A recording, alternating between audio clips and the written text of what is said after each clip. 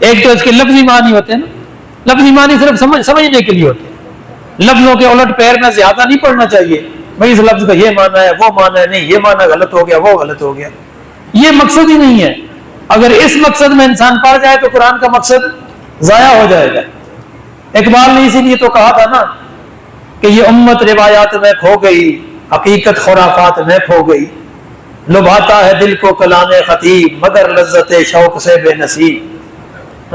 ممبر پہ آ کے خطابت ہوتی ہے طرح طرح کے، یہ دیکھیں جی فلاں لفظ کا فلاں معنی ہے، ادھر لوگوں کو مشغول کیا جاتا ہے، مصروف کیا جاتا ہے، انٹرٹین کیا جاتا ہے، لیکن جو قرآن کا مقصد ہے اس طرف متوجہ نہیں کیا جاتا۔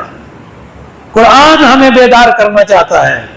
قرآن سب سے پہلے کیا ہے؟ ذکر ہے، یعنی نصیحت ہے، قرآن موعظہ ہے، قرآن ہمارے لیے بیدار کرنے کے لیے ہے۔ فَهَلْ مِن مُدَّكِرٍ، کوئی ہے جو اس سے نصیحت حاصل کرے، کوئی ہے جو نصیحت پکڑے؟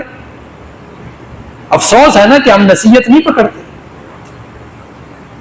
قرآن کو پڑھتے ہیں خوبصورت آوازوں کے لیے، بہترین آواز میں پڑھا جائے، لے کے ساتھ لوگ خوش ہوتے ہیں، لیکن اگر اس کا مطلب مفہوم بیان کیا جائے پھر مشکل ہو جاتی ہے۔ حالانکہ اصل مقصد کیا ہے قرآن کا؟ انسان کو بیدار کرنا، قیامت کی طرف متوجہ کرنا۔ لوگوں تیار ہو جو قیامت والے دن کے لیے، بڑا سخت دن ہے، وہ آسان دن نہیں ہے۔